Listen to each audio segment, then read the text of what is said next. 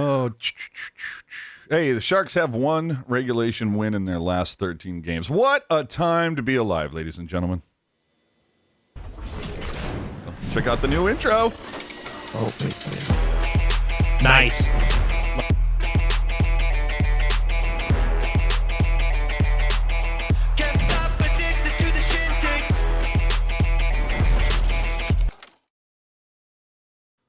Hey, ladies. Oh, wait. How'd that get in there? Hey, ladies and gentlemen. Welcome back to the unfiltered, unedited, uncensored, commercial-free Sharks podcast that is the Pucknologists here on Teal Town, USA. You can keep us commercial-free by using that super chat option during these live shows, or better yet, find us on Venmo at Teal Town, USA. Remember, if you're new, subscribe to this YouTube channel, please. Leave your take in the comment section if you weren't able to join us live. And if you're listening on your favorite podcast catcher, hit subscribe there. If you're on Apple, leave us a review. 5 stars are always appreciated. And hey, Jerkman, I think we heard from Wheels, might have heard from somebody else, but shout out to the peeps that won all of our contests, and apologies for the delivery delays, but better late than never. Am I right? You know, the free goodies are pretty good. So they say. It's, I for one love free stuff. And so we, to share in the love of free stuff is, I think it's good for everybody. The free tchotchke, if you will. Yeah. There's a lot of depressed, empty bookshelves out there that need a little something, I like it. So this week, the Sharks threw up 4 games. Well, they, I feel like maybe they threw up on themselves. Yeah, I was going to say there was a missed joke in there, but they played 4 games this week, picked up 2 of 8 points, going 1-3. If you listened to Jerking Us last week, we came damn close to predicting that one right on the button. 67 games into the season, the Sharks have 50 points, and boom, bottom of the division. You love to see it. Huge. 31 out of 32 in the league by points percentage. However, the Blue Jackets are just behind them, 3 points back, but have 2 games in hand, including one this Tuesday at SAP Center. San Jose, you know what you need to do. Just saying. This week, the Sharks found a rare comeback win in Winnipeg, got their lips a little bloodied in Colorado, could not hold another lead in St. Louis, and came up short against the hottest team in the NHL, the Minnesota Wild. Some of the items we're also going to get into tonight include some trade tidbits from Friedman and LeBrun, NHL expansion rumors, give me a break, ending league-mandated initiatives, a new era of hockey jerseys, the NHL might take a page from the NFL, Corey Perry got split up the middle, an update on a good week for the Barracuda, a masterclass in marketing hockey, and more. We're going to start with that game in Winnipeg, but before we begin, I have to throw out a stick tap and a big thanks to my man, Brody Brazil. This is usually when I wait. Whenever that name gets mentioned, jerk, the, auto response is.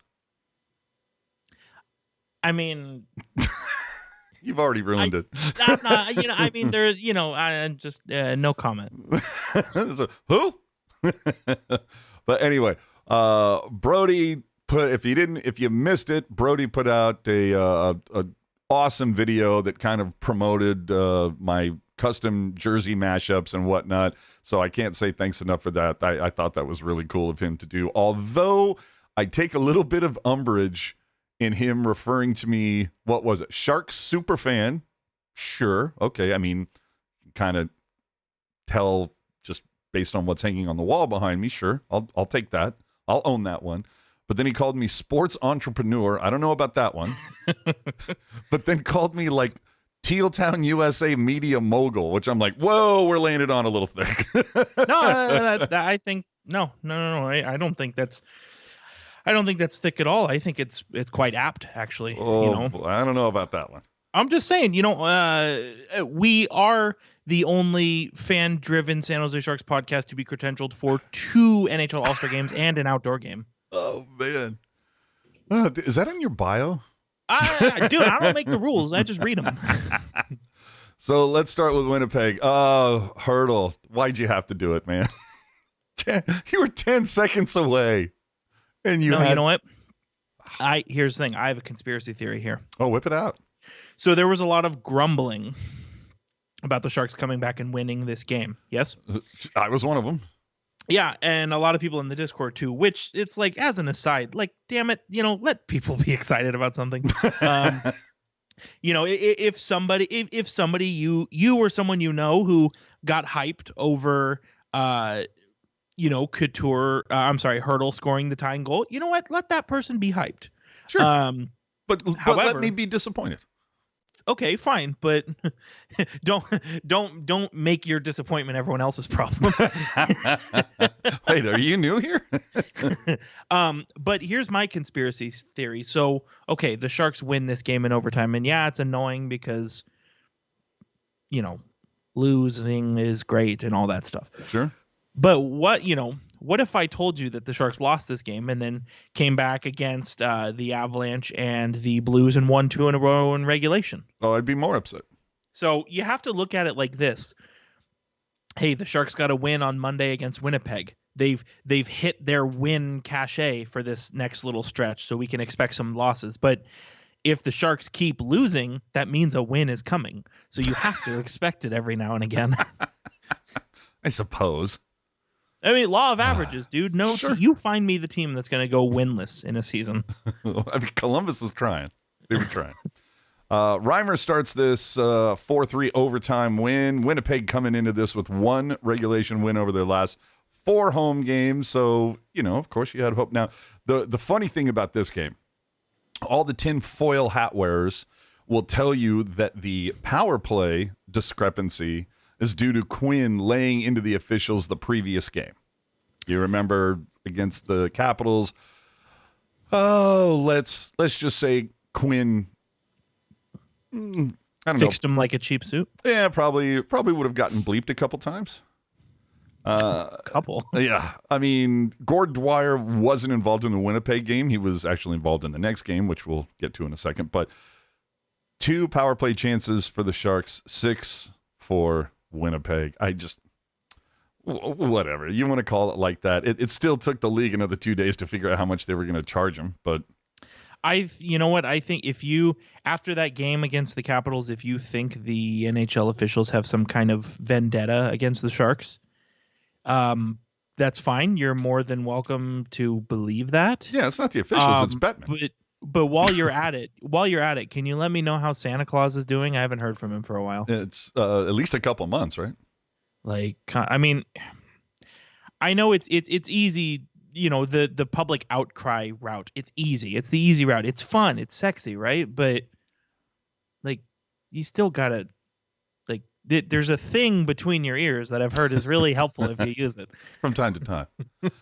For the first time in forever, the Sharks score first and don't collapse. Huge. All right. Hertl scores in his 2nd straight game. There's going to be a lot of talk about Hertl this week because he was like the one guy who was throwing him up.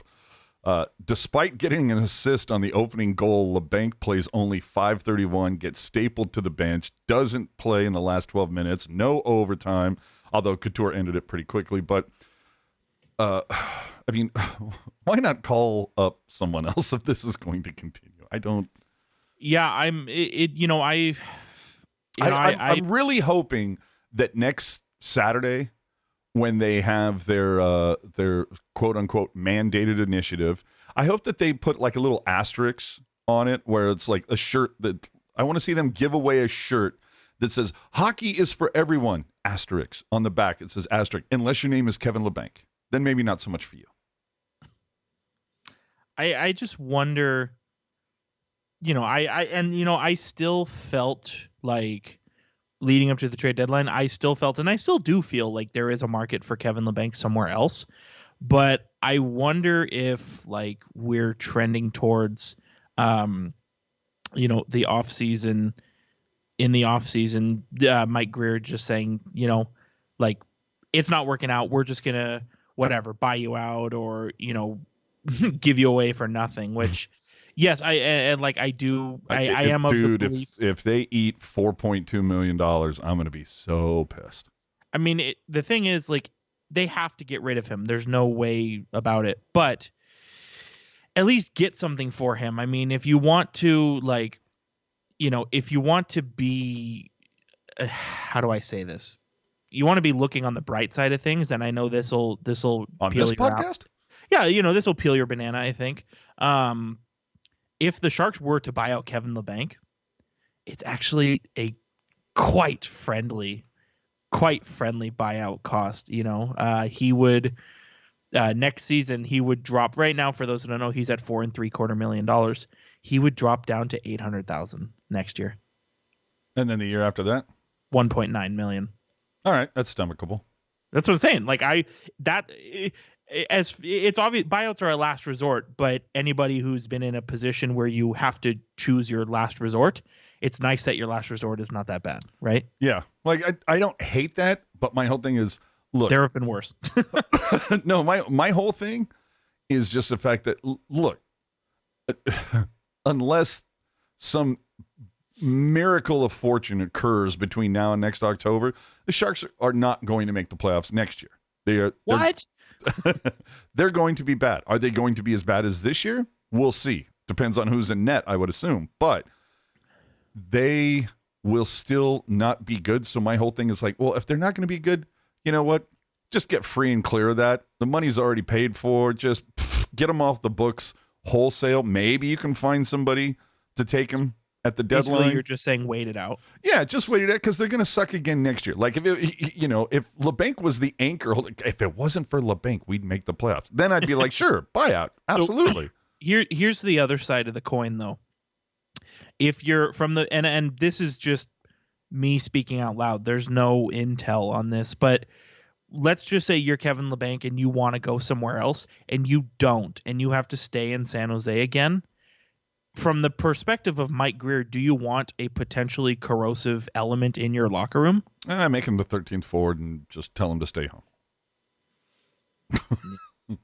I don't know. Is there? I mean, what is corrosive about Labanc? From all. No, I'm just saying, if somebody doesn't want to be somewhere but they have to be, it's easy for people to get. So, like Erik Karlsson, you're saying? I mean, it's easy for people to get disillusioned. You know what I mean? Absolutely. Who are you talking to? Been disillusioned for 3 years now. Good game for Erik Karlsson in this one, though. Gets assists on the game-tying goal and the game-winning goal. Not named one of the game stars in this, so obviously telling you that everybody submits that shit about 5 minutes before the end of the game. So no, it tells you that the 3 stars mean absolute dick. That's what it's telling you. Yeah. For the most part. It's right up there with plus minus, baby. Again, I know a guy named Santa Claus who would love to talk to you about the 3 stars. Let's move on to Colorado. This was a game. I wish I would have recorded. I'm surprised you can call it that. Dude. I think that's disrespecting games. The idea of hockey games? Yeah, I think that was like, if you've ever seen the first Mighty Ducks movie, where when they're just trying to get their bearings and they're absolute crap. That was this game. Yeah. I'm in the chat. Do you see a situation where Labanc is buried next season? Yeah, just like he's been buried this season. No, I don't. No, I don't think. I don't think they would assign him to the AHL, because the same kind of thing. No. I'm not saying bury him in the A. I'm saying 13th. Well, that's what Rob is saying, though. That's what Rob's saying. Okay. I meant like 13th forward, but because you're not going to bury if you don't want somebody who's potentially corrosive in your NHL lineup, you sure as hell don't want him in the AHL. I think what you were saying, if it gets to a situation where it is corrosive, it's just, you know what, we'll keep paying you, but don't even show up, and then we'll try and trade you. Mm-hmm. Well, this Colorado game, Kakkonen gets the start. After a 6-game win streak, the Avs come in on a 9-game losing streak, including back-to-backs where they had given up 7 goals in each game. But as we've said many times before, nothing can cure a losing streak like playing the San Jose Sharks. It's the 2nd game of back-to-backs, the 3rd game in 4 days, the 4th game in 6 days, playing at altitude. Oh, the excuses were plentiful. The broadcast with a lot of reminders that the Sharks got into Denver late.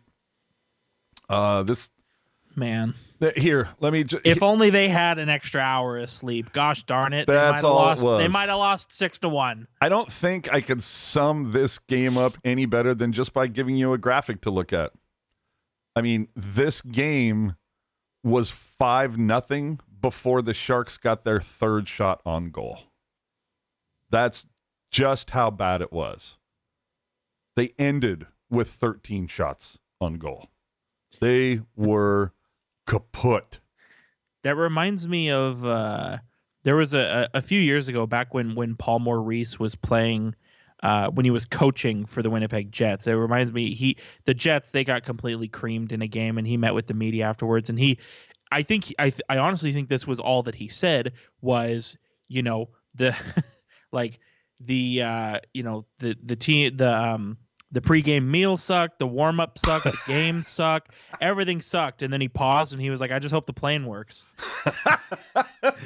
And I'm like, that was this game. Dude, I that's just hope the plane works. Oh, that's this game, is it not? So this game. Kakinen gets yanked 2:45 into the second. I mean, it was such a shit show. Even Reimer took a penalty in this one for holding. I don't know what the hell he's doing in the corner. But, and then the better part of this was Hedeken saying, I think the refs should put the whistle away in this situation because, Colorado is just pumping the hell out of the Sharks at that point. I'm just kind of like, come on, penalty's a penalty. I mean. Well, and something that's black and white like that. Yeah, I think even Reimer would go, yeah, I fucked up. Yeah, like it's, what, just because and there's always this debate, right, where some penalties are situational, and then there are others where like you have to call it, like there's no other way about it. And the one with Reimer specifically, like that's one where you have to call it. Like if I was on the Colorado bench and one of my guys is getting roughed up by the goalie, I would be fuming. Oh, of course. Like a stick gets thrown on the ice in that situation. Absolutely. But something else did get thrown on the ice in this game. I mean, straight up. Throw up? What? Throw up? Thrown on, sorry. No. You said thrown on. I'm talking. I think the Sharks threw up in this game. Oh, yeah, you might be right. Well, altitude, it'll do that. I mean, the Sharks just got pumped. What if this game was in Tahoe, right? Colorado loves to play there, especially after midnight. Look, Sharks got pumped by the better team. It's the worst loss of the season, in my opinion. You can sit there and go, what about 7-1 versus Edmonton? No, this was worse. But the silver lining, if you really want to find one, is that the Sharks did not allow any goals in the third. Now, I think we brought this up before, the Sharks are like -30 in goal differential in the third period. So small victories, I assume. But when a team's up 6-0, I think they're kind of like, yeah, maybe we just stop trying until they like actually score on us. Perhaps. I mean, they had already said that, Bednar? Mm-hmm. Yeah, I think they said that, like, and we're just going to keep rolling out the third and fourth lines, let them pump up their minutes. But the big news of this one, of course, being that Gord Dwyer, the official that Quinn got into it with again versus that Capitals game, Gord Dwyer officiated this game. And you'll remember it all started with Washington because Dwyer's crew missed Couture taking a high stick. And, it came down on Wednesday that the NHL fined Quinn 25 G's. I don't know why it took so long. First off, I don't know why it took so long, but I also think it's so ridiculous, and multiple people have brought this up, that it's like, the guy said words, and it's 25 G's. Yet another guy can slew foot a guy or whatever and have to pay $5,000, and you could potentially put the guy out for 2 weeks. I mean, career. Yeah, depending on what happens. But of course, that's the CBA. Well, here's the thing. These words that you're referring to, yes? Who are they directed at? Gord Dwyer. And what does Gord Dwyer do for a living? Thin skin officiating. He's a referee, and last I looked, and we've talked ad nauseum about the kid gloves, multiple pairs of kid gloves that the NHL wears with the officials, and this is a prime example of it. Now, here's the thing: I don't know about you. I've had people yell, and if you've seen YouTube's new rules on swearing, I've had people yell "fuck you" to my face. Never once was I upset about it. Never once did I feel like that person needed to pay a fine. Yeah, so I'm just kind of like, hey, fuck you too. And here's the thing. I'm just a guy. Right. Gord Dwyer has been doing this forever. I doubt he was all that busted up about the situation, right? So fuck your feelings.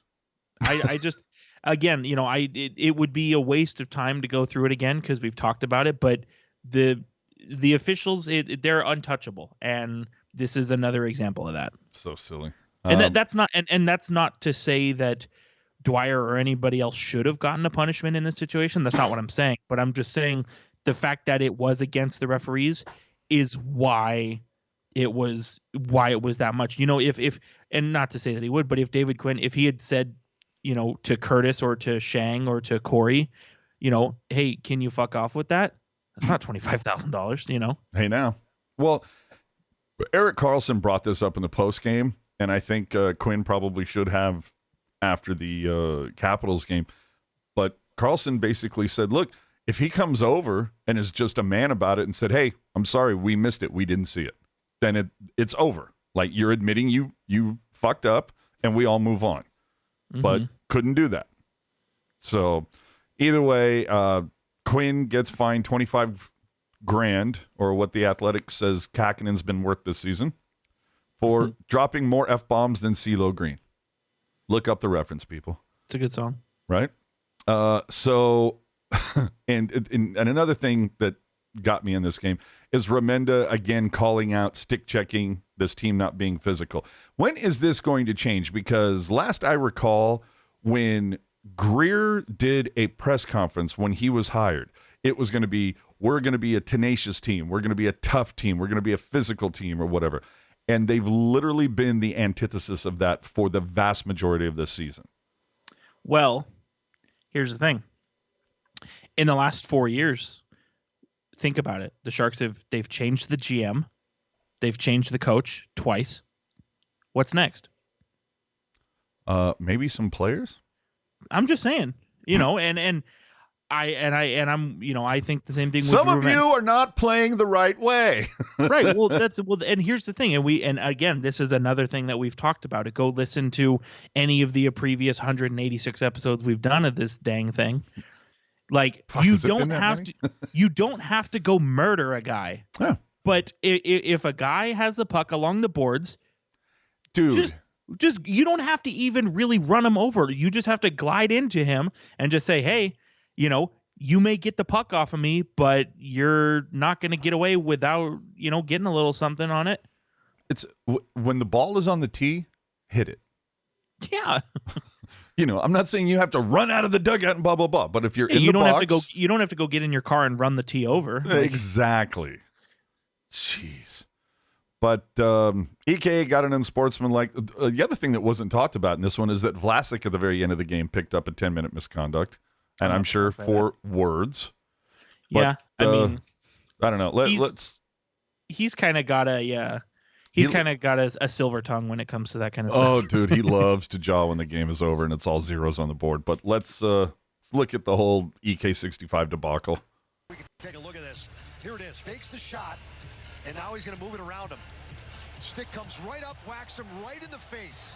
Unbelievable non-call. Two officials out there can't, and neither one of them can see it or decline to see it, as David Quinn can't believe it again. The same official, Gord Dwyer, that caused the ruckus last game on home ice. Dwyer was the official that got into the confrontation with Quinn that resulted in Quinn's ejection, and this is a replay of Karlsson getting ready to head off the ice, and that's why he got the 2-minute penalty for unsportsmanlike conduct. And I'll tell you, I have no problem with EK doing that. No, and the thing is, like, if anything, I admire his restraint in that situation. Well, and you see guys all the time, the guys will yell or they'll slam their stick on the post. Like, that's pretty normal, right? I don't really consider that a major reaction, but like to take your helmet off and throw it on the ice, like that's like, I've never seen Erik Karlsson like blow his top like that. Like he's blown his top, but never like that at an not official. At that level. Yeah, if anything, because like I said, slamming your stick and swearing, like, that's nothing, dude. You know what I mean? Boss move, 4D chess move, throw your jock out there. Here's the other thing, though, and I couldn't carry this. I hate to do it, but here's the thing. Say it, baby, say it. That situation definitely should have been a high sticking, double minor high sticking. Nobody's saying that it shouldn't be, but I understand why the referees missed it. Even though a linesman was staring at it from 10 feet away. Linesmen don't call penalties. Yeah, I know, and that needs to change. Our buddy Ruben, who was at the game, was on TV. So lots of As fans sitting around me thought he was selling that stick to the face. Really? Did they not show blood on the screens at Pepsi Center? Or where the hell do they play now? Ball Arena. There you go. I mean, again, I'm one of those purists, man. I go with the first name, and I just stick with it. For all I know, the 49ers still play at Candlestick. But this one, dude, Georgiev was the third star. You got worked when the goalie gets a shutout and gets the third star. Santa Claus, dude. Yeah. All right, St. Louis, 4-2 loss. Kakinen back in net. Blues are 2-0 against the Sharks this season. They hope to win the season sweep, and, of course, they do. Good. Blues have won 7 straight against the Sharks, scoring at least 4 goals in 5 of those games coming in.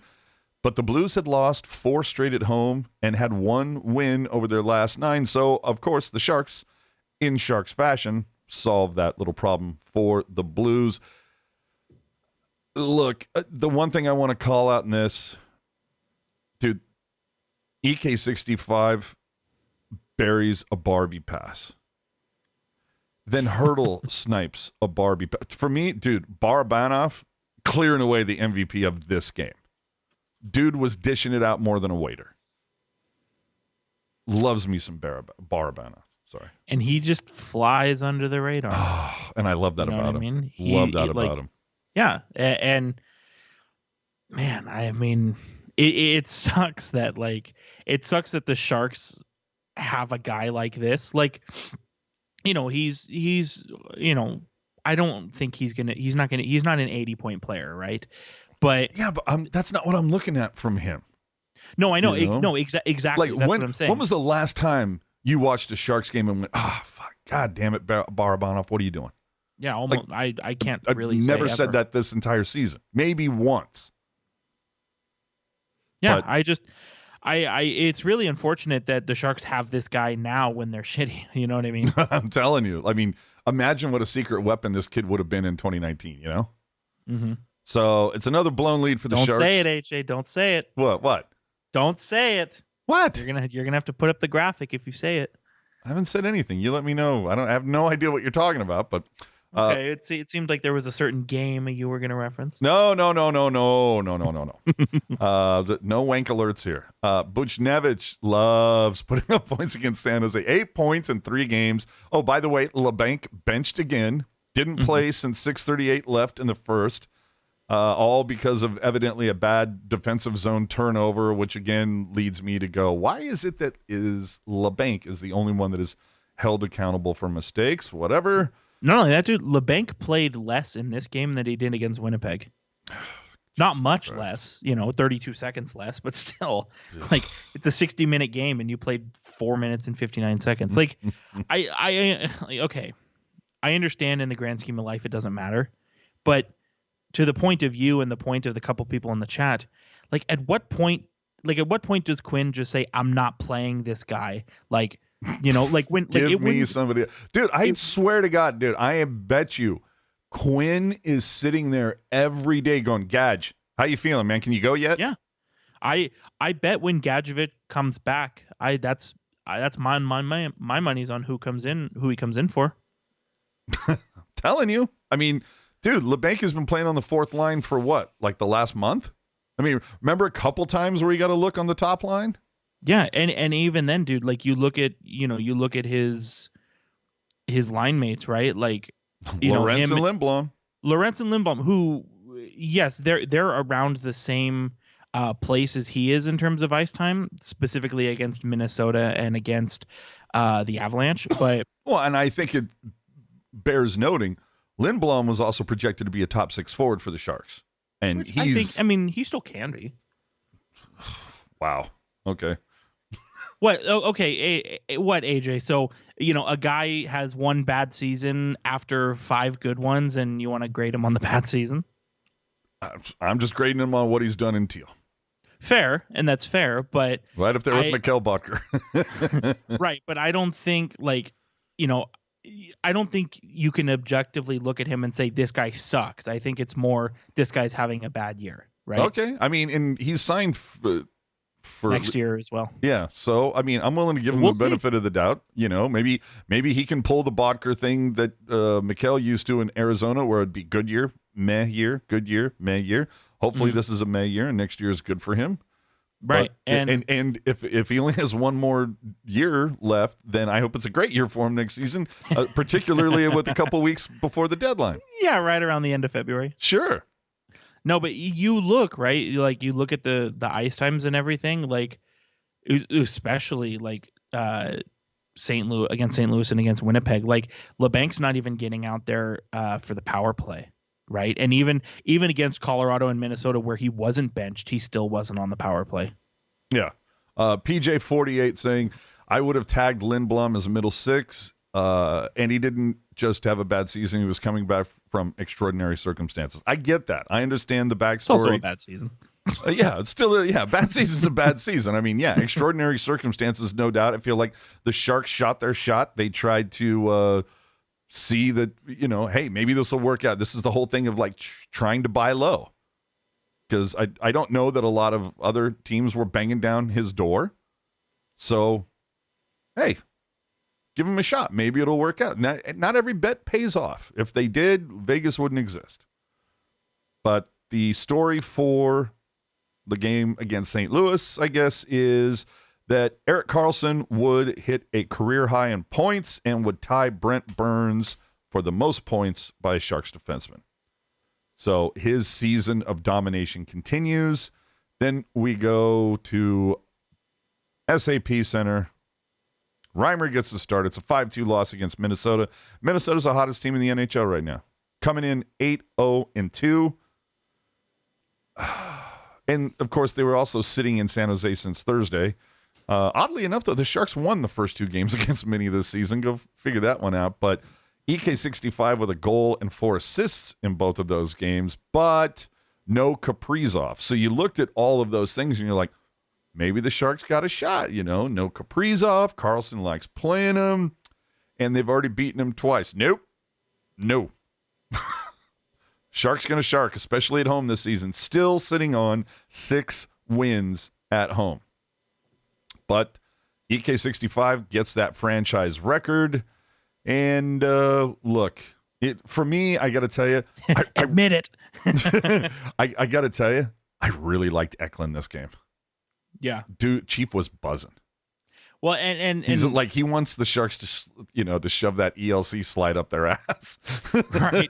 Well, and that's kind of what you have to do when you're a young player, right? Like especially you're still getting acclimated to things. Like it's not going to be as easy as it was in Sweden or the Barracuda to just put the puck in the net, right? So you have to, I feel like such a cliche saying this, but like, you have to make sure if you're not scoring, like your details have to be good. You know what I mean? Hell yeah. No, I liked it. I mean, and the Sharks dominated the game early for the most part. It took like, 12 minutes before Minnesota got their 3rd shot on goal. Like the Sharks looked pretty solid in the first period to the point where I was going, fuck, they're going to win this. You know what I mean? And you know what, dude? That power play humming. Dude. This game. Dude. That, and then, you know what it all switched on for me is when Svechnikov decided to get in Fleury's face and everything, like, yeah. Foligno took that shit personal. As you would expect him Of course. So, a couple things on this one, just little notes that I find funny, because it's another loss. What are you going to do? But in the pregame, I like that Brody is, just before they hand it over the broadcast, he points out, hey, guys, no intermissions for us tonight, so thanks for covering. And Randy just goes, yeah, we look forward to that. And so this was, and I'm not saying it was a purposeful dig whatsoever. I don't think it was. It just sounded very much kind of like, yeah, we're thankful we don't have to listen to you guys during the intermission. Yeah, I was going to say, Randy Hahn's speaking a lot of people's language. I just thought it was funny. That's the way I read it. I don't think it was intended like that whatsoever. Oh, I think it does. Not serious. Like, I think he meant it, but not seriously. You know what I mean? Yeah. Shang asked Erik Karlsson about teasing Brent Burns about breaking his points record. I don't know how I feel about that question, but, in my mind, I was like, yeah, I think Burns is probably like, yeah, tease me while I'm, like, walking towards the playoffs and killing it while you're at the bottom of the league. But, sure. Now, here's the thing. Erik Karlsson, would you say, now, it's hard for me to say best defenseman because I prefer when defensemen, like, defend. Erik Karlsson does, but go ahead. Would he be in your top 5 defensemen this season? Just overall defenseman? Yeah. He's number 1. Okay. Let me show you what NHL Network posted at the beginning of the season. Here's the top 20. Do you see Erik Karlsson's name there? I don't. Thing is, though, at the time, that's not a terrible rating. You know what I mean? Like again, you like we always say, you have to go off the information that you have, and what info did we have at the time? You know what I mean? Yeah, but that's the thing that I think is so funny is that, you know what? Stop posting shit like that because it's silly. You can sit there and go, "This is the way that last season shook out." Sure, right. Well, that's the thing. NHL Network, they need content. They need, but you can frame something that they can. You can frame it more. You can frame it more honestly. Yeah, or you can just say, these are the top 20 defensemen from last season. You don't have to say right now because it's a moving target. You know what I mean? Yeah. To go back to something we were kind of on earlier, Pashelka asked David Quinn if he feels there's been times this year where other teams have taken some liberties against the Sharks, and if that's something that needs to be addressed. And Quinn responded, yes, 100%. We have 15 games left, and you haven't addressed this? Either way. I mean, I just, again, like I said earlier, you changed the GM, you changed the coach twice. No, it seems like there's one more step. Well, and funny you should say that because the one thing that everybody was kind of popping off about that we're watching the television broadcast is the fact that the Sharks owner was there in person. Lame narrative. Now, I got to say that is a remarkable impression of Grumpy Cat. I'm not going to lie. I think you could superimpose one on top of the other and it would work. But hey, nice to see him in San Jose taking in a game and seeing this dumpster fire in person. Yeah, I mean, you want to see what you're paying for, right? Yeah, dude, stick taps to him. All the credit in the world. Love that. From what I understand, though, this is actually just one of a few games that he's taken in. It's just that evidently the camera crew came upon him. I thought you were going to say that they filmed this at the beginning of the season to intersplice into random games. Dude, that would have been tight. To me, it was like this was... obviously you don't want to do that to the owner and, you can't unless he's got one hell of a sense of humor. But, boy, when they do that look-alike cam and that they don't throw Grumpy Cat, I mean, come on.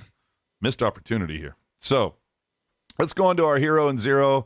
Again, to wrap it all up, Sharks 1-3, just about as they thought they would do, and hopefully they do much worse between now and the end of the season. I want that top pick. Hero and zero this week. Look, Hertl's a sexy pick. I'm going to offer that up to you in case you don't have to. But for me, dude, Nikolai Knyzhov, you are my hero for the week. Playing some heavy minutes, just throwing up there next to Karlsson after being off for nearly 2 seasons.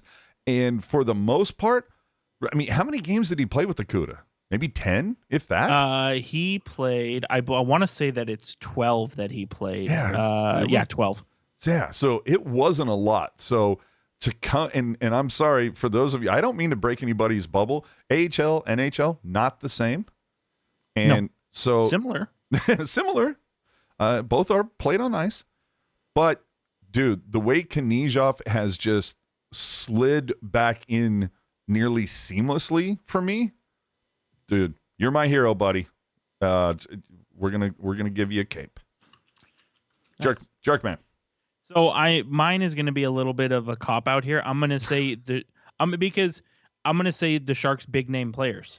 Barabanov 3 assists this week. Couture 2 points this week. Is Barabanov a big name player though? He's playing on the top line. But does that make him? When I hear like big name player, I associate that with big contract. So I'm thinking Karlsson, Couture, Hertl, Vlasic. I would say big name as in you are bringing a lot to the table. Fair. And, Barabanov had 3 assists this week. Couture, 2 points this week. I believe Hertl had 3 points this week as well. 4. Erik Karlsson, obviously doing Erik Karlsson things. Like, yes. Dude, I feel like I'm a freaking broken record here. But even though the Sharks are terrible, you want to know that the foundation is at least in a okay place, right? Sure. And when your big guys are showing that they have a pulse, that's a good start to that. Jesus. Tell me I'm wrong. No, you aren't. But sometimes it's fun to point out the obvious. You know what? If it wasn't pointed out, how would you know it's obvious? Just saying. My 0 for the week, I mean, we've already kind of laid into it. Dude, Kevin Labanc. No goals in 14 games. 2 shots on goal over the 4 games prior to the Blues. Benched multiple times. And did you know that going into the game versus Minnesota, William Eklund has played 1 minute more of power play time for the Sharks in 2023 than Kevin Labanc? Good. And I'm not sure who that came from. I don't know if that was Lacey or not, but whoever put that in the After Dark chat, stick taps to you. I appreciate that little piece of knowledge. But holy hell. Yeah, Kevin. It's time to break out the Home Alone memes. Kevin. So go ahead, unload on your zeros, and hey, take your time for a second. So my 0 of the week, and again, we're gonna get a little creative with this one. My 0 of the week is whoever is in charge of making sure that Radim Šimić is healthy and well, because Guy, he keeps getting hurt, and I feel bad because by all accounts he's a hell of a guy, real nice guy, doesn't, plays the game, the right way, and does what he can, obviously, and just the fact that he can't stay healthy, it sucks, and so it sort of creates a lot of questions as why can't you stay healthy? Right. And I think maybe next season, maybe it won't matter whether or not he can stay healthy, because I think there might be guys pushing for his job, but it is still a worthwhile question, especially considering, I mean, he signed a 4-year extension with the Sharks, and I don't really feel like he's played with them all that much since then. So who was your 0? Šimić for not being able to stay healthy. But more so Šimić's medical team for not being able to keep him healthy. No shit. So let's talk about some other things now that all of that's wrapped up. What is up with the Sharks goalies? I mean, when one does well, the other sucks. What is the plan next season, Jerk? I mean, like I said, Sharks, they're not looking to do well next season. So are we playing out the last year of Käkkinen's deal and hope that the heir apparent is already in the system, whether it's Mann or Mäkiniemi or someone else, or you sit there and go, well, we're going to suck anyway, so Reimer will stick around for a year for, like, not a whole lot of money, or you sit there and go, hey, Stalock, you still remember how to get here? I mean, do you just, put the Band-Aid on the mortal wound for a season? I wonder, and this might be a little too 40 chest for you. A little too juicy? Do we think, because as we always say with players, and especially with goalies, you need to know what you have in a guy, right? Sure. Do you think there's an outside chance we see the Sharks rotate 3 goalies next year? Käkkinen is, if you want to say starter, sure, 1A. And then do you just, with Mäkiniemi and Mann, they kind of you just alternate. Have them rotate? alternate. One will be the backup for the Sharks, one will be the starter for the Barracuda. Because here's the thing, if you're the point that you're making, where if you wait for Kakinen's deal to drop off and then you say, okay, McAnamy and Mann, here you go, you guys are the tandem, we'll see who's better, you're essentially saying, yeah, it's another year of terribleness, right? Mm-hmm. Like you want one of these guys to seize the net now, or at least as close to now as they can. Well, and I like your idea, because aren't the Sharks going to have a few more options next year? Like, doesn't Magna, whatever his name is, Krona. Well, so Krona is one of those guys who, if he doesn't sign an ELC by August 15th, he's going to become a UFA. I don't know. I mean, I'm kind of wondering if want the Sharks a little more hype on Gaudreau anyway. Right, and I'm wondering if the Sharks, they gave up a 3rd round pick for Thrun. I'm wondering if they're on the other side of that, where maybe they see if another team wants Krona. All right, and then Bopet was still around. Right. So, I mean, there's some, hey, dude, and then, of course, Dell, because what the hell else he would have to resign. He would have to resign, but yeah. Yeah, of course. So, I mean, maybe I could see that. I thought I saw something funny in the chat. What was it? Oh, Ryan saying the Sharks will be much worse next season. Sir, if you would like to place money on that, let's talk offline. I don't think they're going to be this bad next season. I think they'll be bad. I just don't think they're going to be this bad. So if you would like to place a fin, we can help you out. So what's your forecast for next season? Either three goalie route? I don't know if I want to commit to that, but I see it as a realistic option. Okay. Unless they just get wild now, right? Trade Capo Kakinen and then go with Mann and McAnamy now. If they, when you have nothing to lose, right? And Kevin in the chat liking your strategy. McAnamy and Mann rotate in San Jose with Kakinen, and you re-sign Dell for the CUDA. Kevin Way, I famously have always loved Kevin Way, so shout out. Nice. We like people who agree with me here. Oh, man. 32 thoughts. Elliot Friedman said earlier this week that the Oilers were in on Timo. So that, spilling a little bit of tea after the deadline's over, and it's kind of like, we're going to show you how the sausage is made a little bit. If you remember some social media posts and likes from not too long ago, and I believe Jerk has mentioned this before, didn't it feel like Timo and Evander were boys? Yeah, it appeared that way, because there was, and who knows how true it is, but there was an article that came out that was basically intimating that Timo Meier was Evander Kane's only friend remaining on the team. But, think about shoe on the other foot. Evander Kane leaves, and all of a sudden Timo Meier becomes an elite player. Well, I mean, Brent Burns leaves, and all of a sudden Erik Karlsson finds his game. I mean, it's amazing. Talk about addition by subtraction. You know what I mean? But could you imagine a power play made up of McDavid, Draisaitl, Kane, Meier, and Nurse? How is that power play not scoring at like 40%?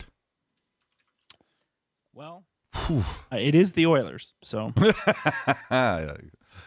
You make a good point. But Friedman said the Oilers made a legit pitch from Meier. I'm dying to know what was going to come the other way, but it was almost certainly going to be a rent. Huh? I would think, if it is from the Oilers, I would think it would be it would have to be one of their defensive prospects, since it seems like Greer it's really important to him to acquire as many defensemen as he can. Oh, shit. I would think, Broberg or, I don't want to say Evan Bouchard, but maybe Evan Bouchard, well, dude, one of those guys. Dude, I don't know about you, but like the last couple of days, my Twitter's been blowing up, and it's like Alexander Holtz does this and Mercer does that, and I'm like, motherfucker. But anyway, back to the Friedman quote. The Oilers made a legit pitch for Meier. It was almost certainly going to be a rental, with all decisions about the future punted into the summer. Mm-hmm. Assuming Meier had a strong playoff with that high-octane roster, there's definitely the possibility of flipping him to regain the assets lost in the initial deal to get him. I don't think Edmonton was the only team considering it, but I love the concept. I feel like that's such a goofy maneuver to pull. Like why wouldn't you just keep the freaking elite 26-year-old? I don't know. Ask San Jose that. Also, the Sharks were evidently wanting Jordan Greenway. The Leafs. See Luke Cunnin. The Leafs dreamt of getting EK65.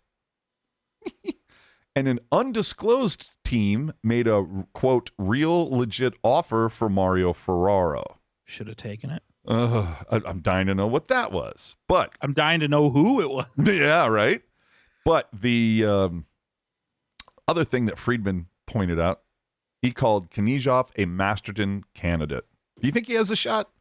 Well, it was such a small sample size.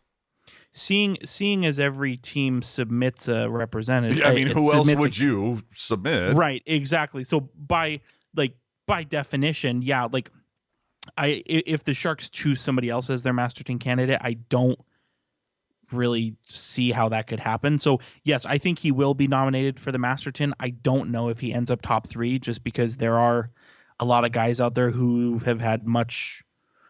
I don't want to say it's hard to quantify how hard somebody's uphill climb is, but there's been a lot of tough moments out there for others, you know? All right. Pierre LeBrun earlier this week posted an article about big names to watch to be on the move this summer. Erik Karlsson at the top of the list, but that it would all come down to how much salary San Jose is willing to eat. We've already heard Mike Greer say 18% is the ceiling, or just over I don't know. $2 million. He said that. I think people think he said that. Well, I thought Shang had quoted him as saying, or somebody quoted him as saying that it was. Well, 18%. no, that's what that report from the Edmonton media that came out said that, but it's a report of a rumor. I gotcha. So, but even then, every rumor comes from somewhere, right? Right. So, let me ask you that: is the play move EK this offseason and try to take advantage of the season that he's having, or is the play to burn another year of his deal, see if he can maintain what he has done this season for another year, and then look to move him at the next deadline? I would definitely say the second one, because what's the, think about it. What's the rush? Right? What's the rush if you're San Jose? Maybe if you ask Erik Karlsson, he has a different answer. Right. But I think until he says anything, right? Like, dude, I like Lowry in the chat. Karlsson for the Master Solid, dude. Good job, Lowry. I'm sorry. Go back. No, I just think like there's no rush. Like, it's not as if you have to trade him or his contract is going to expire, or you have to trade him because there's some hot young thing that's like pushing him for the lineup spot. You know what I mean? Like, the Sharks have nothing but time on this situation. Sure. All right. Well, either way, if he gets moved before his deal is over in any way, shape, or form, whether it's unless the Sharks get back, and obviously they're not going to get back the treasure chest that the Sharks traded to get him. But if he's moved before the end of this deal, if this is the only good year that Karlsson ever has for the Sharks, is there any way to view this as something other than a net negative and probably Doug Wilson's worst deal ever made, considering the return on investment? Probably, but you can't blame a guy for trying, right? No, I mean, you look at it and it's just like, clearly, some people go, Doug Wilson didn't do enough to make this team good. Really? Okay. Right? That's a... What, AJ? It's a bold Santa take. Claus. Oh, there you go. Let's go off topic for a quick minute, and this is probably going to be something. This is going to be the time that Jerk goes and makes a quick Sammy or hits the head. But local sports talk radio station Odyssey owned 95.7 The Game unceremoniously kicked afternoon drive hosts Damon Bruce and Ray Ratto to the curb earlier this week. If you ask me, it's such a dick move to dump them like on a random Tuesday. You don't even give them the benefit of saying goodbye to their audience. And I mean, evidently they just couldn't pay the contract that, from what I understand, they signed Damon Bruce to an extension like a year ago. And now they can't seem to find the money to pay them bills. But hey, look, I think if anything, it just goes to show you that podcasts, push notifications on social media are going to continue to destroy bland, censored, commercial-laden sports talk on terrestrial radio. All that being said, though, you can find this podcast on the Odyssey app. Well, not only that, and not to kick anyone while they're down, but is that really like, I don't know that there were large hordes of people tuning in to that show. They were doing okay. I mean, when you compare them to the behemoth that KMBR was for a very long time, they were doing fine. And we'll find out because evidently Damon Bruce is moving to our neck of the woods and is starting up a podcast. So, which as you do, right? If you're a radio host and you get fired, you go to start a podcast. That's just, in fact, what was it? Was it Wyszynski? Somebody said that, that there are more people with podcasts now about hockey than there are hockey fans. I believe it. Yeah. So, but anyway, yeah, you can find our podcast on the Odyssey app, but with their stock now trading at 16 cents a share, I cannot confirm how much longer that will be the case. Let's update you on the bets between Jerk and I. So, you'll remember last season I took a fine $5 off of him because the Sharks went on a road trip and didn't come out with a certain amount of wins or something like that. Then the Jerkman took a $5 from me because what the hell was it? Same kind of thing. It was a certain amount of wins leading up to the Marlowe retirement night. Oh, that's right. And it was the fact that they had 3 games. It was Tampa, Florida, and somebody else. And I'm like, Florida's the one that they might win. They'll lose the other 2. And they won fucking both of them. Okay, so, but there was another bet that game, or that particular broadcast. So it was number of wins in the final 31. And they had to do 9 or better.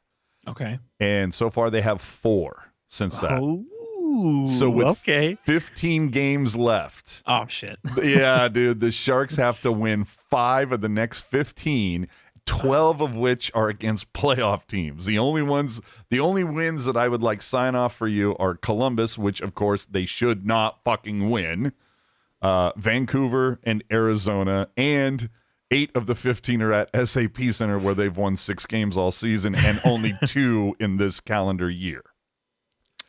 My friend, rub a lamp is all I'm saying. Rub a lamp. That's yeah.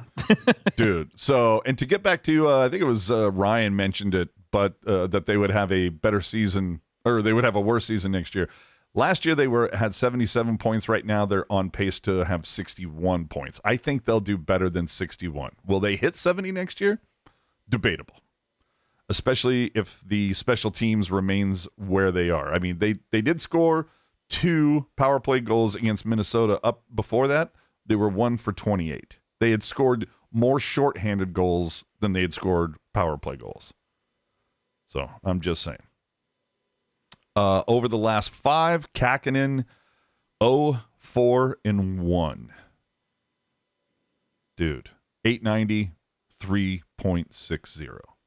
Reimer at least has a win, 2 overtime losses, 873. So actually worse numbers. So I go back to the goalie thing that we were talking about a minute ago. Do you want either of these guys on the team next season? Geez. I mean, again, it all depends on what the plan is, right? Well, and it's a team sport. There's definitely. I don't know, dude. Some people you ask don't think so. Oh yeah, dude, it's all Karlsson.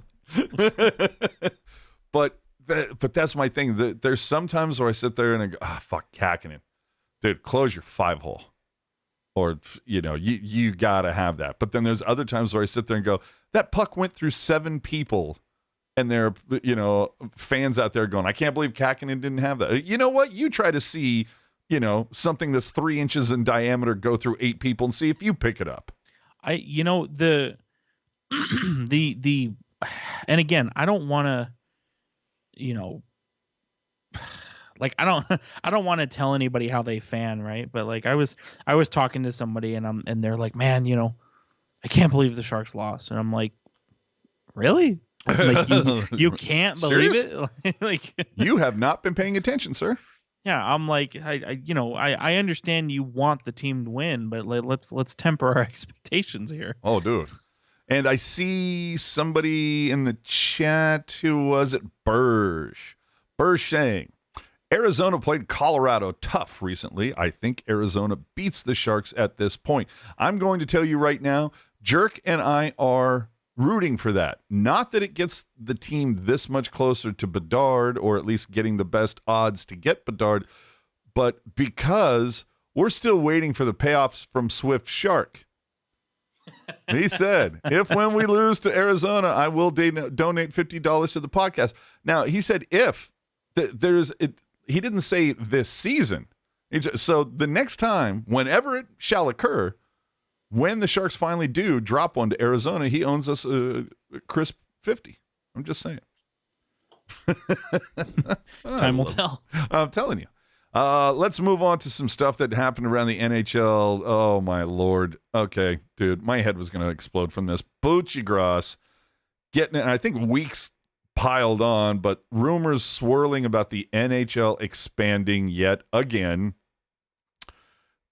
Houston and Atlanta, for the third time, by the way, being the favorites. If they expand to Atlanta again, how long before that team moves to another city? Perhaps one in Canada. I don't get this. Dude, we have balanced divisions. We just added 2 teams in the last 6 years, and we still don't even know where the hell Arizona's going to play in 3 years. I think... what the fuck are we talking about expansion for? To go on to the Atlanta thing, like, Atlanta is a bit different than it was 12 years ago when they lost the Winnipeg or the Thrashers. But, so I dude, think it was different when they lost the Flames. Right. And so I think maybe with TNT being headquartered in Atlanta and with, that demographic increasingly watching hockey, being interested in hockey, I wonder if maybe they think, like if I'm the NHL and I'm really thinking about it, I'm scheduling an exhibition game in Atlanta before I start putting a team out there. Oh, dude, great point. But at the same time, it's an important television market for the NHL, and demographically, like I said, things are trending for them. I think you at least have to do your due diligence. Yeah, that's it. Mexico, Atlanta. I think you could treat it like like an outside the U.S. game where you're not sure if anybody knows what this game is about, even though they've had teams multiple times. Atlanta don't like hockey. Just deal with it. Is it time for NHL initiatives to go away? At least these mandated ones? No. Okay. Go ahead. We're going to have him follow that up. But in the interest of context, this week the Minnesota Wild planned to have their Pride Night along with the associated warm-up jersey. However, it was apparently nixed at the last minute, and reportedly the page that was set up to auction these jerseys off was quietly scrubbed from the team website. Now, we all remember the Ivan Provorov story in Philly a couple months ago. Also, at the end of last January, the New York Rangers did not wear their Pride Night jerseys or use the rainbow stick tape during warm-ups on their Pride Night, despite promoting them in ticket sales materials leading up to the game. So, I mean, are we going to end Hockey Fights Cancer Nights because players believe in Christian Science? Are we going to forget Military Night because someone might be anti-war? I mean, don't get me wrong. I'm all for getting politicking and politicizing this shit out of the NHL. But if we're going to do that, I mean, hell, let's dump the anthem too. So, I mean, where's the line on the mandated initiatives? Well, it's hard to say because the NHL, it's. I'm trying to think of how to say this. Obviously, they're a business. They make money, obviously. But a big portion of the NHL is their charitable initiatives and the things that they do for people, growing their sport, making the sport more inclusive, or at least claiming to make it more inclusive, giving, kind of making it a universally loved and appreciated and sought after thing, right?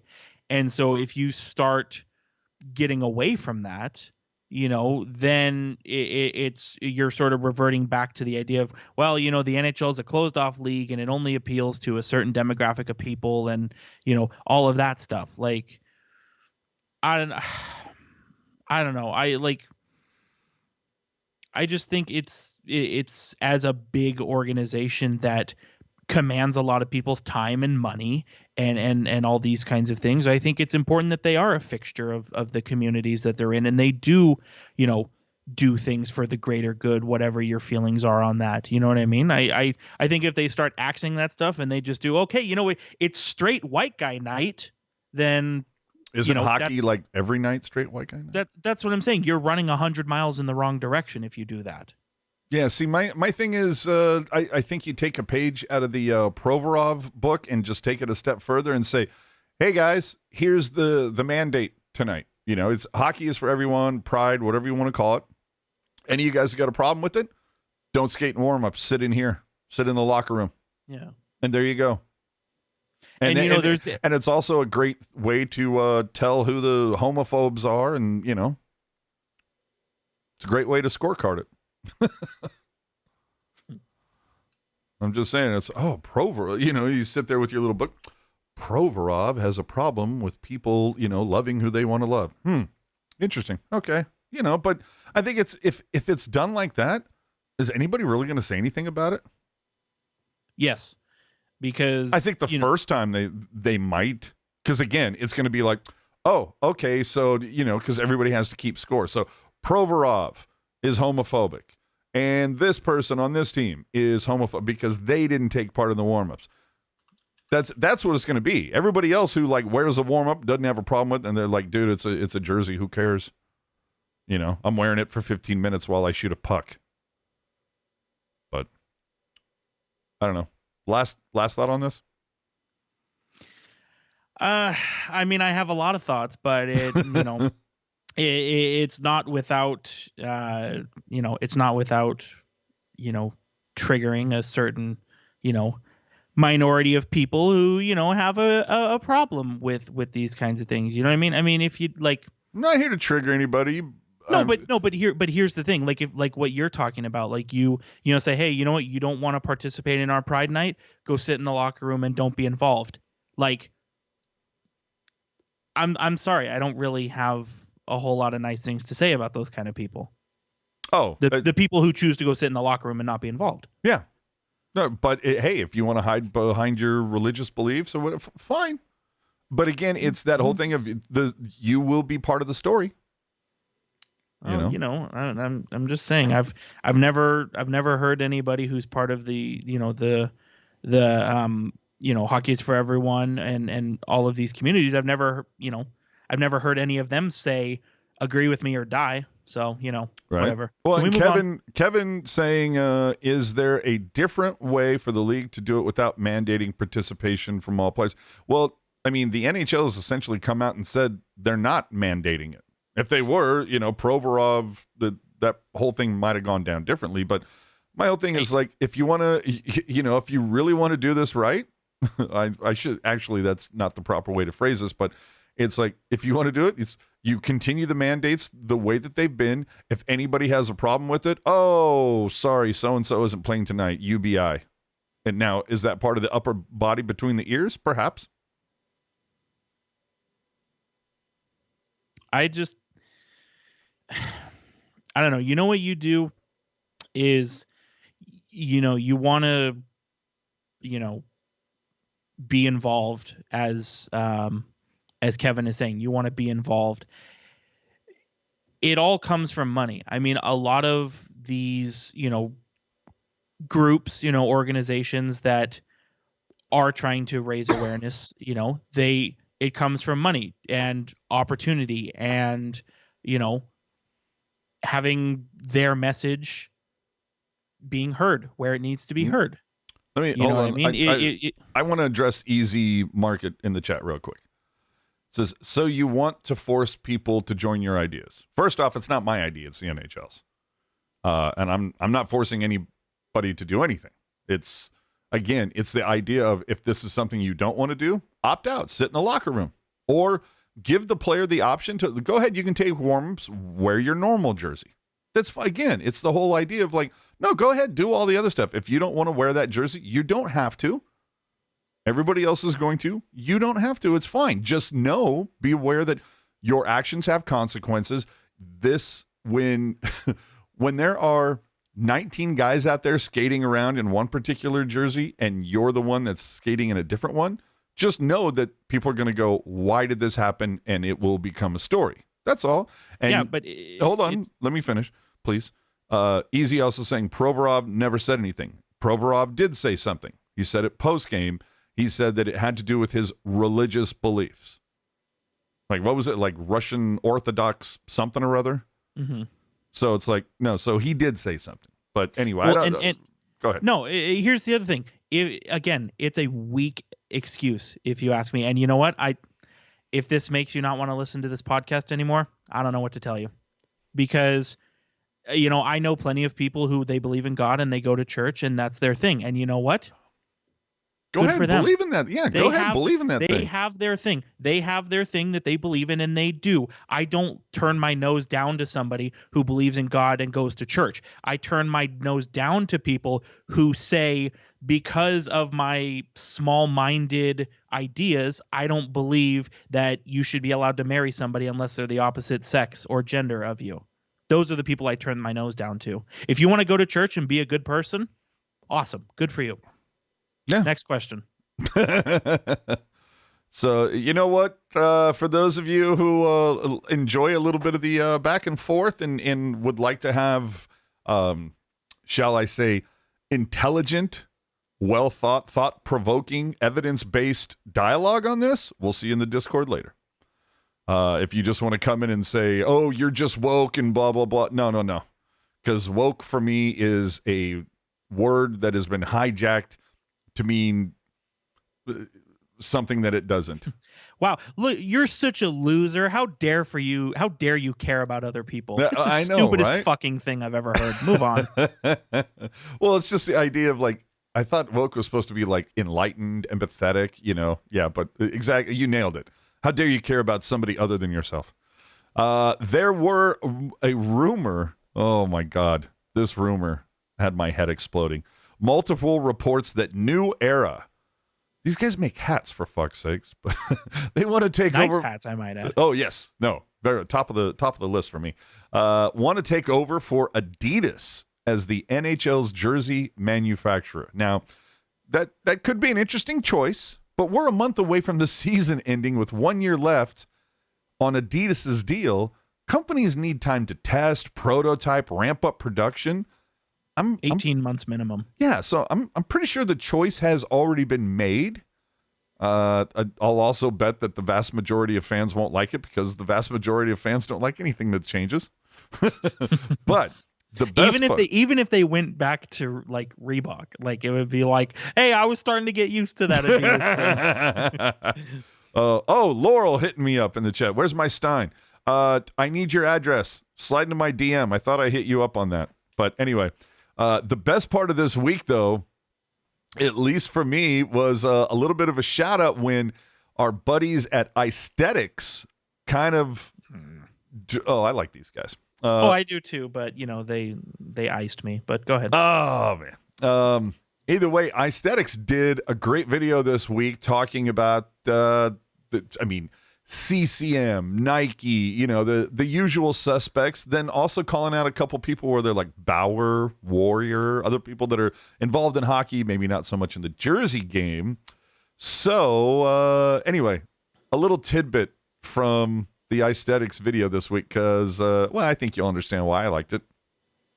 Now, by most accounts, Fanatics is a company with cheap and crummy products and even worse, customer service. Now, some believe Fanatics may be looking to get into the on-ice business, outfitting the teams so they can sell the authentic jerseys as well.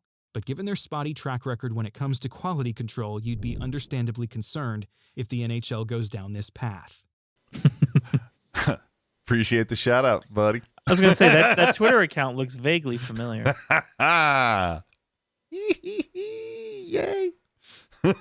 But he's right, man. If Fanatics gets this deal, and from all likelihood, they probably will. I mean, they're already in bed with the NHL. They've got their merch agreement that I think goes for like another 8 years or something. Let me ask you a question.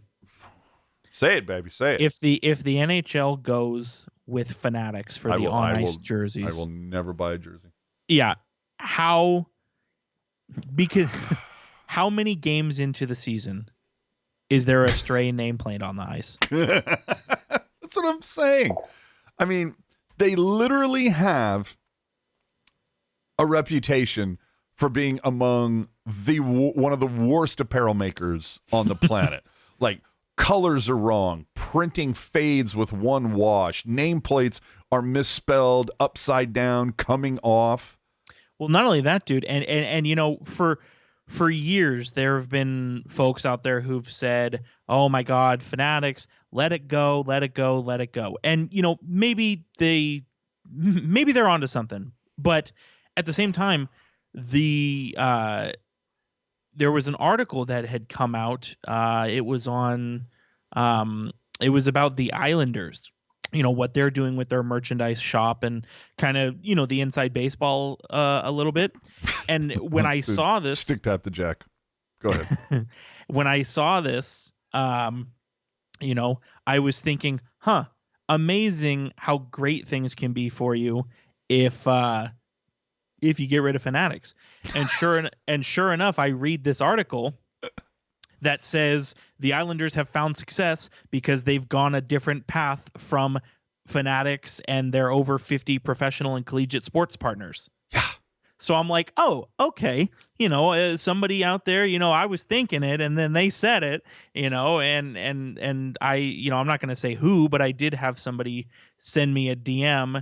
They said the ditch Fanatics and not sell garbage approach is definitely the right one. Yeah. Well, this reminds me a bit of a I wish I could remember what the company or the periodical, for those of you, magazine, that put out a quote. I wish I could remember who it was, but I remember Steve Jobs used it during a Macworld presentation. But it was like, those that are passionate about software make their own hardware. And I'm like, to paraphrase that a little bit, it's like, if you're passionate about having awesome apparel, make it yourself. Don't farm it out to some company that just does homogenized shit. Like, that's the way to go. And I feel it's not that I feel, I believe that Terry Smith, who designed the Sharks, all the logos, he talked about when the logo first came out in 91. Back in those days, everybody, all the clubs operated autonomously. They were all their little selves. And then somebody at the NHL, probably Bettman, realized, oh, no, this needs to be under one umbrella. It needs to be NHL properties. Probably thought that when he saw that the San Jose Sharks were the second biggest thing selling in sports apparel just behind the Chicago Bulls. And maybe other teams were going, hey, why are the Sharks getting all this? That's what it needs to go back to. People, the teams need to run their own merch, produce their own stuff, innovate, and drive other teams to exceed instead of just sitting there going, well, Fanatics is just going to cut us a check every month and we don't have to hire designers and we don't have to hire printers and we don't have to do all of these things, when Fanatics will just put out horrible product that ruins the brand, but hey, we're getting our check every month and, it looks good in the books. I'm sorry, I don't agree with that. I prefer the days of when I went to the Shark store at Valco. Yeah. And I would look in there and I would be bummed that I didn't have enough money in my pocket to literally buy everything in the store because everything was so awesome. Today, I'm sorry to say, I go into the Shark store and I see like maybe one thing that I'm kind of like, you know. The rest of it, and I go, you know, crappy design, crappy. And somebody brought up shirt teak or sport teak. They make good polos. Yeah, their polos are okay. Their t-shirts, not you know. I'm sorry, I'm not a fan. Other people might be. Aren't you a fan of like 47 hats? Yeah, I mean, I don't personally wear them, but I think they're nice. Yeah, see, I don't know. I don't like them. Did you happen to see what Burge said about Fanatics to kind of, you know, be the antithesis of what you're saying? Let me see what is it. Fanatics is not all bad. I bought a Chicago Bears jersey and they canceled it, but they sent it to me anyways and they didn't charge me, so free $180.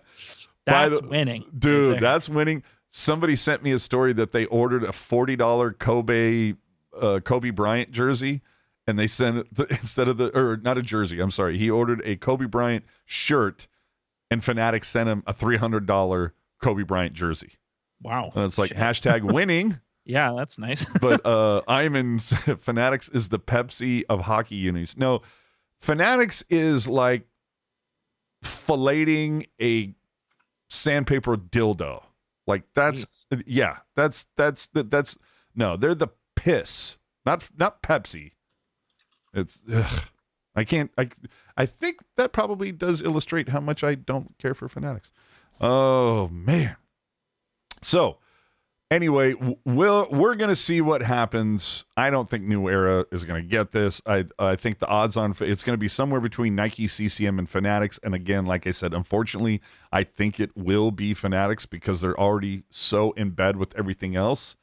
But I will say, if it is Fanatics, silver lining, we like to find the positive here from time to time. My wallet just got a lot heavier. Well, and don't you think, I mean, like, you know, don't you think this might actually end up being a good thing? Because if they're on a larger stage.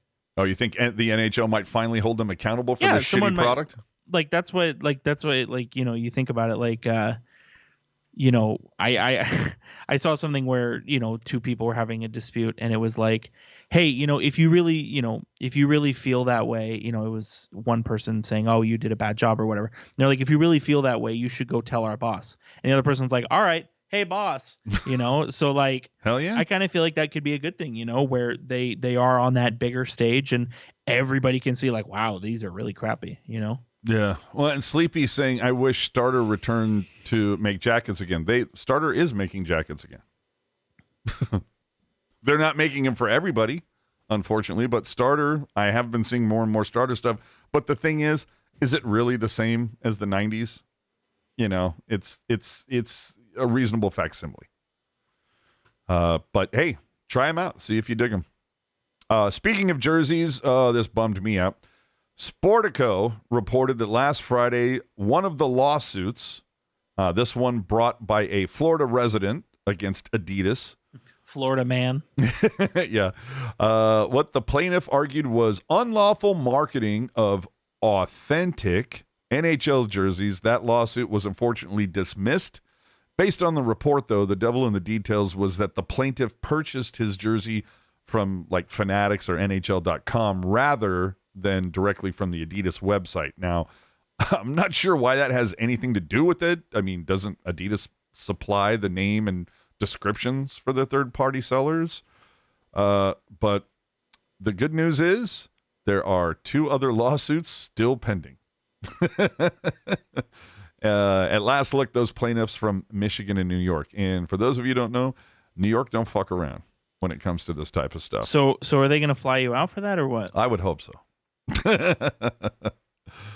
But we'll see what happens. Again, it's like, and the whole thing is, look, I don't think anybody should, you know, like the whole class action thing or whatever. Like, to me, I thought that was silly. It's just kind of like, just do enough that just change the name of the goddamn jerseys. Make it more transparent instead of sitting there obviously trying to put one over on unsuspecting fans, unknowledgeable fans. Mm-hmm. You know? Like, or for the love of God, take out the fucking fight strap. Who needs a fight strap on an Indonesian jersey? You know what I mean? To me, that is a purposeful deception. Why? Somebody please explain that to me. If you're not fuck this. I'm going to be here all day. Brad Marchand made it into the news this week. I love this. Tell me if I'm wrong. I love this. But he was asked, the last 2 All-Star games were in Vegas and South Florida and were well attended by players. Did anybody opt out in the Florida one? Was it Ovi or Crosby or anybody? No, Crosby was there because he got dunked. Yeah, I think the only non-participants of the All-Star game were people that were like hurt. Yeah, okay, but we've heard it before. Like, didn't Ovi tap out like a couple years ago? And he's like, "Fuck it, I'll do the 1-game suspension." It's he's tapped out multiple times. Yeah, so he's like, "Yeah, it's better than going to wherever." So Beniers, Matthews, and Tage Thompson were all named but didn't play because they were hurt. Nobody was like, nobody gave it the Hawaiian peace sign and just bailed. Yeah. So the question being, should the NHL just keep the event in locations that players actually want to go to? And Marchand said, listen, I was just kind of playing around. Everybody gets a little sensitive on social media. Really? Do they? I didn't know. It's a huge problem in society. What? People being sensitive on social media? Anyway, Seattle actually has beautiful views. Edmonton has phenomenal hunting. I love Edmonton. And then Detroit is, well, suspect. The All-Star game is trending in the wrong direction. Guys want to be in spots that are enjoyable to be in. They want to be in nice cities, warm cities. It's a long season. The game itself is a small portion of that weekend. You want to be able to enjoy it a bit. When everyone else is going on trips and enjoying themselves during the break, you don't want to be stuck in Edmonton when it's minus 30 or in Detroit because it's Detroit. No, I'm kidding. I added that. Well, here's the thing, and I think the NHL got it right with the NHL awards because put it in the same place every year. Well, in the same place every year, but also in a place that people like going to in a non-NHL city. Because what? Well, because let me finish. Okay. Vegas has been a team in the NHL for 6 years, but the NHL awards have been in Vegas for 15, 16, 17 years. Right. So pre-Golden Knights, the NHL said, "Hey, Vegas is a city that we do not have a team. Let's do our awards there." So why not maybe try and do something similar? Maybe, again, going back a little bit earlier to, building your sphere of influence, getting more communities, more people involved. Why not host the All-Star games in non-NHL cities? Houston's got an NHL arena. Atlanta does. Quebec City does. Interesting idea. Yeah. But and on the side, you can also kind of beta test it for expansion. That's what I'm saying. Yeah, no, that's where I thought you were going with that. But I'm going a lot of places. But I'm wondering if that's what the All-Star game needs to do. I suppose is to not go to a place where it's colder than Iditarod's nutsack. Keep it warm. Keep it fresh. I mean, but it does feel like we're limiting where we can go, yay? I mean, what is it? So it's South Florida. I mean, and maybe you go what do you think about hockey in Louisiana? New Orleans, baby. Move. Yeah. I mean, when is the All-Star game played? Like February? No, January, right? End of January, beginning of February. All right, so you move it like a week out. Boom. We got Fat Tuesday hockey, baby. Yeah, or even then, or why not? I understand why they don't. Say it with me now. Lake Tahoe. I understand why they don't because, it's opportunity to make money. But are we going to get to a point where certain marquee events are just starting to be combined?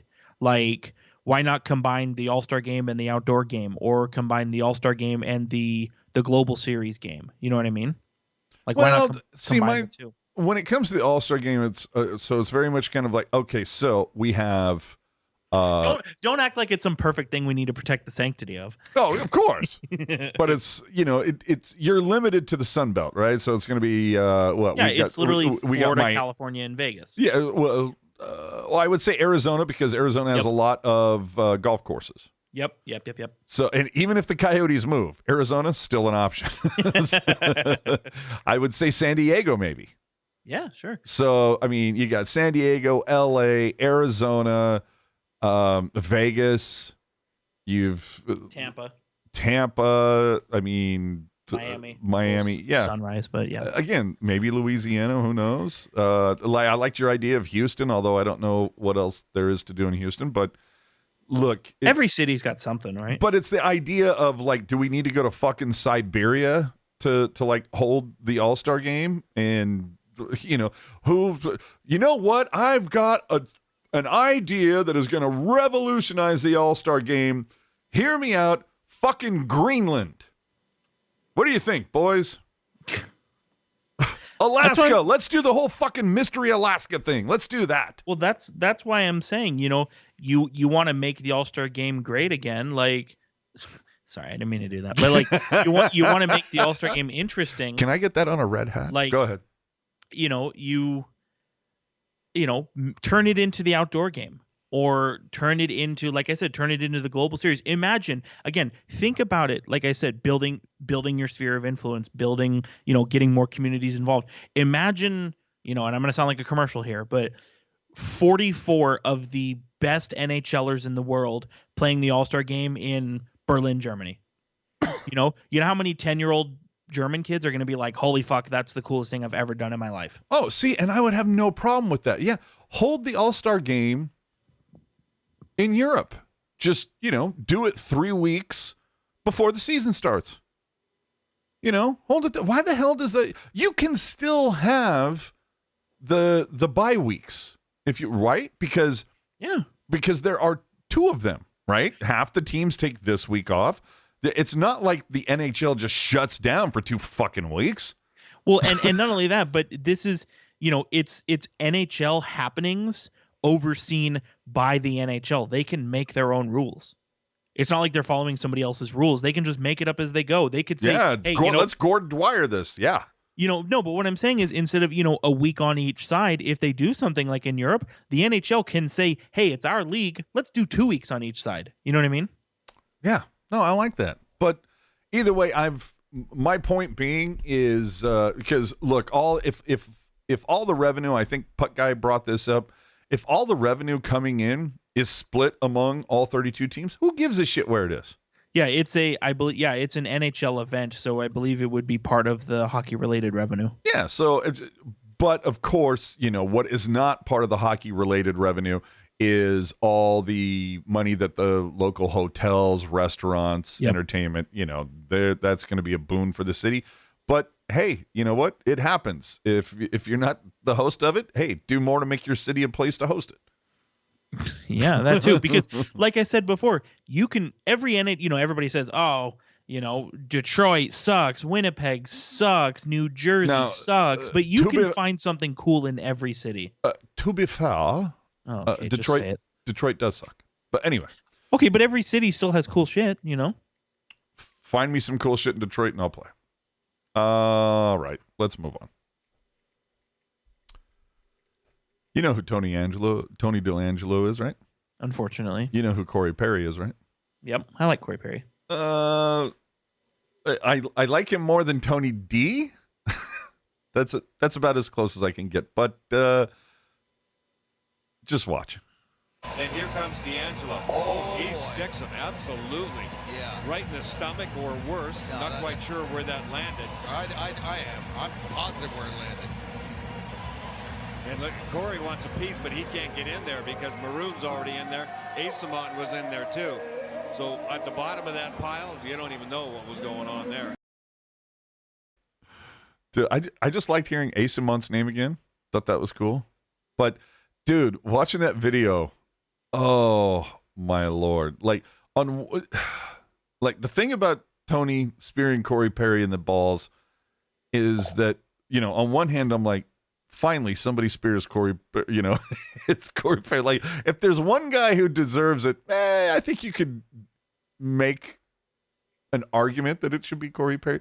But I also think it's good that DeAngelo gets suspended for being a douchebag. What I'm saying is I think everybody won in this one.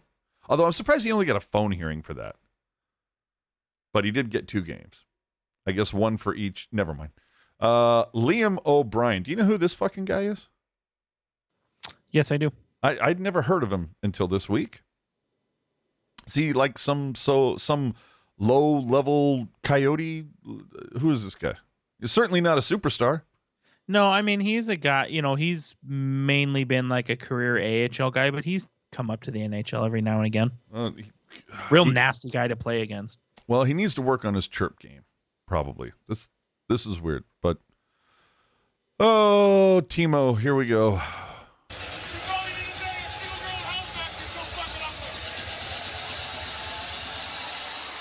O'Brien, Tyson, entertainment over the last few games, Tom, right between the benches where you're at. Yeah, always. It never gets old, I can tell you that.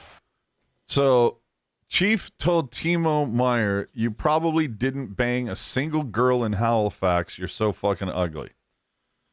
I have questions. Or at least comments. That's an oddly specific chirp. And is O'Brien implying that women in Nova Scotia are ridiculously promiscuous, ugly, or both? Have you ever been to Nova Scotia, jerk? No, I have not. Well, I'm just saying, if you go there, you might get lucky, or you might not. I don't know. That just seemed like such a weird thing to say, that you're so ugly, you didn't bang a single girl in Halifax. Well, that's just such a low... There's so much wrong with that, because number one, like, Timo Meier's a good-looking dude, number one. Well, some people that point out the beak. Who cares? Right? I'm just saying.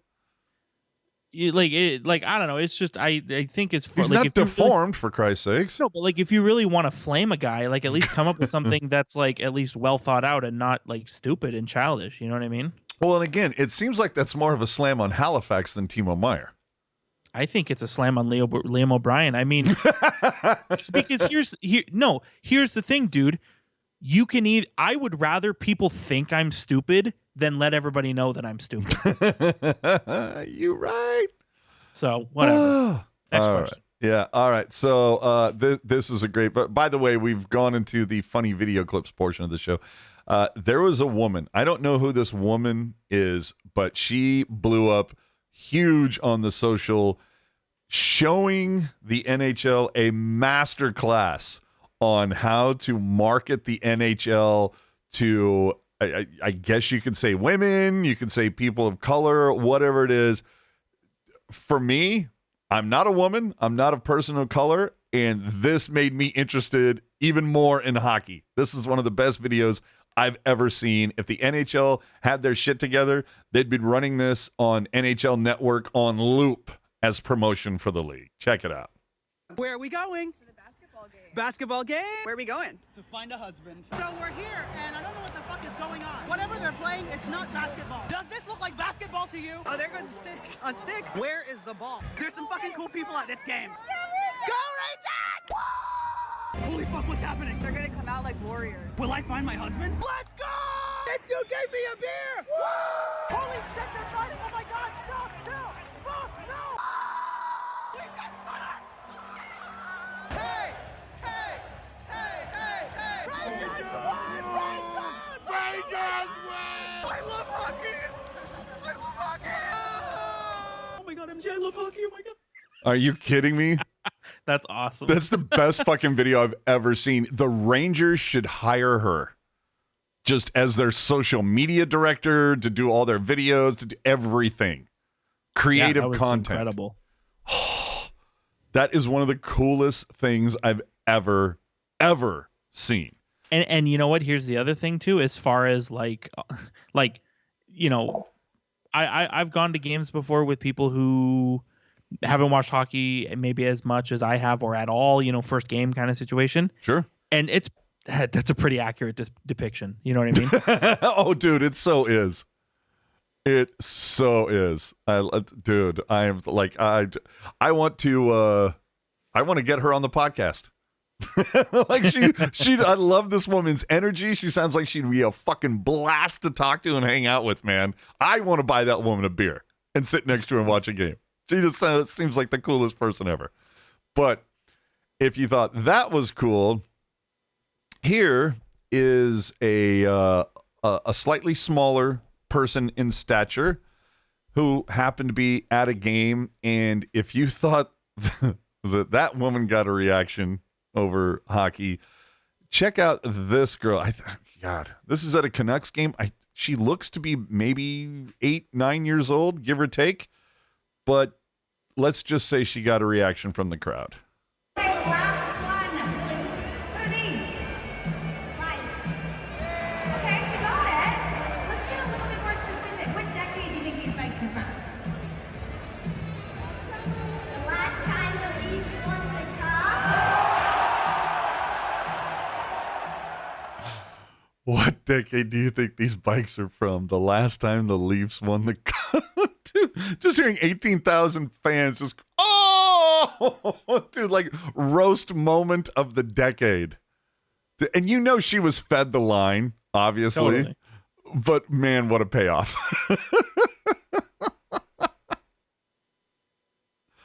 Oh, man. Now that would have been funnier had it been in Boston, of course, considering the history. But God damn, because that's the one thing, and it's like, I'm sorry, does a little girl wearing the Canucks jersey realize that the Canucks have never won a cup? But anyway, dude. Yeah, but making fun of the Leafs is fun. Yeah, that is true. That's something we all aspire to. But either way, what is that? It's a bike. What decade do you think? The last time the Leafs won the cup? Anyway. Oh, man. Time to talk about that other team in San Jose. Ooh, Barracuda.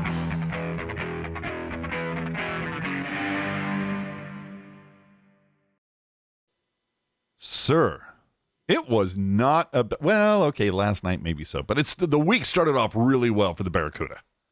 They went 2-1 this week. They go to Ontario. Will Rydell, and I'm like, who? Gets a goal and an assist. That's Rydell's second goal of the season. His first also came against Ontario, bizarrely enough. But Gushkin with 3 helpers in this one. Criscolo gets 2 goals. 11 different CUDA players made the score sheet. And Dell somehow goes 3-0 versus Ontario on the season. Oh, are you kidding me? Oh, love it. Love it, love it, love it. Then Bakersfield. 4-0 shutty. VL potting the 11th hat trick in franchise history, the second natural in franchise history. I mean, VL went off. Now, you talk about a guy who maybe needs a call-up between now and the end of the season. Might like it. But this follows Bordeleau getting the first natural hat trick that came last November. Peterson had 3 assists. What was your problem with Peterson on my Twitter? Well, because I feel like I did a good job of singing his praises last week, and then to see you be confused at him doing well, I took personal offense to that. Yeah, but didn't I also say in the same tweet I said VL had 3 goals? Maybe you did. Yeah, it was very much just kind of like it wasn't a thing of Peterson. It was just like, wait a minute, where did all this CUDA offense come from? So Dell's second shutout of the season, 10th in his career, first against the Condors in franchise history, but it would all fall apart the following night, a 6-2 loss in Bakersfield. The Condors came to play. They were pissed off about the getting steamrolled the night before. Dell, in fact, got pulled for man to start the third in this one. That just shows you how off the rails it went, but unfortunately, not enough for the Barracuda. They are still outside looking in. 3 points, actually, outside of the playoffs. 8th in the Pacific Division. The CUDA will play 3 this week, hosting the Henderson Silver Knights on Wednesday and a pair over the weekend against the Texas Stars. And as we kind of mentioned earlier before, I believe that game on the 18th, both the CUDA and the San Jose Sharks on the same day are having their Hockey is for Everyone Pride Nights. So either game will get you in. You know, we're going to welcome everybody in all leagues next week, I think is what it is. Ian pointing out, though, the Barracuda's roster. I want to make the joke, but I'm just going to say he said it's pretty limp. I was going to make the obvious joke, but I'll let it go, man. I'll let it go. So look for the Barracuda to celebrate everybody next week. Dude, I kind of want to go to that game, dude. Sounds like it's going to be a lot of fun. So with that, we kind of slide into our final takes here. We got one last one for you before we move out of here. Although I did throw up a graphic that we're about 15 minutes ahead of schedule on, but I mean, it seems to be the typical Pucknologist play, right? Did I lose Jerk? Did he go make a sandwich or something? No, I'm still here. I just wanted to give off the impression that that I had fallen asleep or died or something. Yeah, okay. Yeah, you abandoned me, you prick. Yeah, we are somehow ahead of schedule. So, good for us, although when does that happen? Yeah, I mean, we'll see. I guess it's time to take it to the tweet of the week. And oh boy, this fucking guy. Noted ESPN loudmouth blowhard Stephen A. Smith evidently pissed off the NHL by summarily dismissing the league during a broadcast last week. And evidently after the fallout, he tweeted a video of himself talking that, he roots for the Rangers and people need to calm down, which of course made me immediately think of two things. First, this guy spends 90% of his time on air ranting and raving and screaming like a lunatic. But no. Everybody else needs to calm down. And secondly, I'd bet $1,000 right now he can't name 5 current Rangers. At least nobody not named, Panarin. Fuck, now I look like an idiot. Can you name 5 current Rangers? I was going to say, it's Panarin, Zibanejad, Lafreniere. Trouba. Yeah, but Shesterkin. That's the one. I'm like, fuck, why can't I remember his name? I kept on thinking Gorgiev because we were talking about him earlier. But Fox, right? So, but Patrick Kane, obviously. Yeah, right. But either way, my point is, dude, own it. You clearly don't give a shit about the hockey. I don't give a shit about basketball. Just own it. But the thing is, I don't give a shit about basketball. I'm not on a network that paid $400 million to do business with basketball. So, hey, Steven, maybe don't shit on the sport that did that, or better yet, hey, ESPN, hire somebody who knows what the fuck they're talking about when it comes to hockey. Sound good? Or option number 3, don't pay for something if you don't plan on doing a good job. Right? Dude, just give everything to TNT. Yeah. Let them, you know what I want in the new world? TNT, TNT 2, TNT 3. That's what I want. So coming up this week, the Sharks are going to play 3 games at home this week, starting with the Blue Jackets. Lose. If you're part of Tank Together, the Sharks must lose this game. And then the Kraken come to town. You'll remember over the last homestand, the Kraken were the only team out of the 7 the Sharks faced that were a playoff team, and the only team that San Jose beat. A 4-0 shutout with, of course, Martin Jones in net. Figure that out. That's the kind of season it's been, people. To wrap it all up, the Sharks are going to take on the Islanders. Again, that is Hockey is for Everyone night. Again, unless your name is Kevin LeBanc. And how are we thinking the Sharks are going to do this week versus the Jackets, the Kraken, and the Isles? Jerkman. Kind of the same thing that I said last week, where I think maybe they'll find one win somewhere. It's definitely procure. It's not going to be against the Kraken because for whatever reason, the Kraken do a really good job at beating the Sharks. I almost with the exception of the shutout. Sure, but one win out of the blind squirrel finds a nut. Yeah, exactly. I think just to spite us, I think the Sharks are going to beat the Blue Jackets. Fuck. Yeah, that's kind of like, I feel like Quinn is going to be like, if you fucking guys don't beat these guys, do you remember what bag skates are? Because we're having one on Wednesday if you don't beat these assholes. Oh, Laurel coming in hot. Ian cares. He really does. Thank you for the super chat, Laurel. We appreciate it.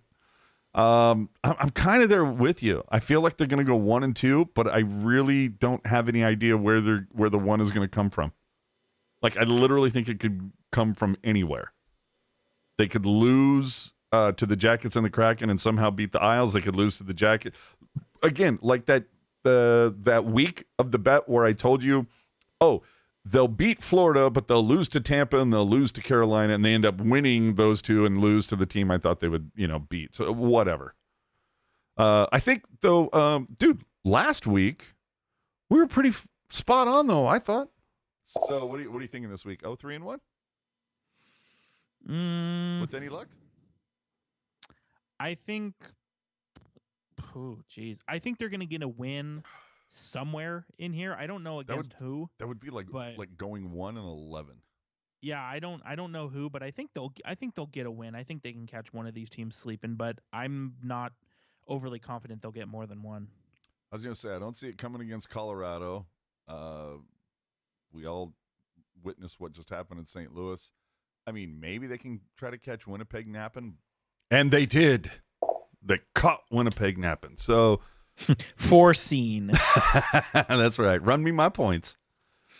So, you can find him on Twitter at hockey_jerk. You can find me at AJ_strong. Remember to subscribe to this YouTube channel. Leave your take in the comment section of the video. If you were not able to join us live, remember, if you missed this one live, you can catch it on the replay. Any of your podcast apps, we're on all of them. You can find links to our social media, those apps, and more included in the show notes. And always find everything at tealtownusa.com. If you want that VIP access, if you want to hit the, shall we say, the jerk champagne room of the never-ending Discord party, you can hit up Hockey Jerk on the Twitter machine or via... No, don't email me. Just Twitter me. Yeah. Okay. We're not gonna. His email's been blowing up, people. So I check the email once every 2 weeks. It doesn't feel timely. Nice.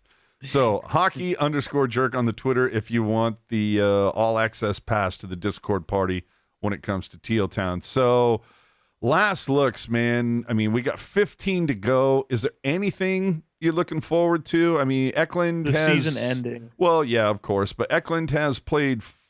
I want to say 5. Yes. There was the 4 games this past week, but wasn't his first game against the Capitals last Saturday?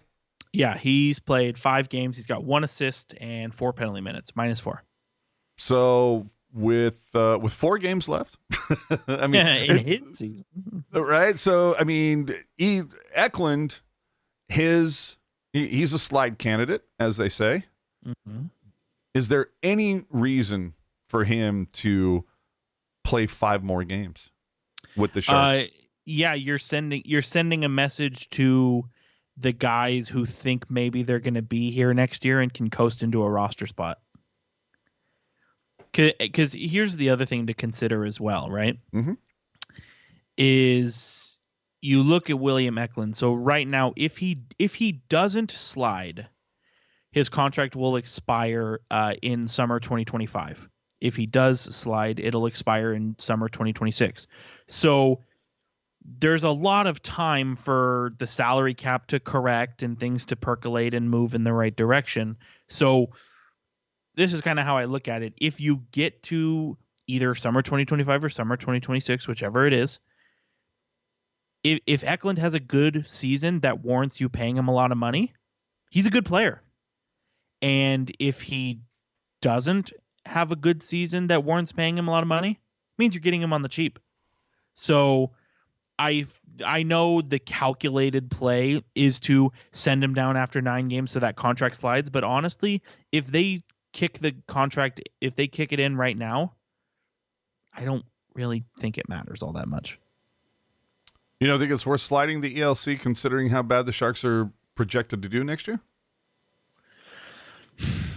I mean, I don't think it makes a difference because at the end of the day, there's really no, 2025, 2026, there's the cap implications are going to be gone anyway. So it's not really going to matter, plus it's now the time for a guy like this to get those NHL minutes. I think he's reached a point where, he's done his time with the Barracuda and that's it.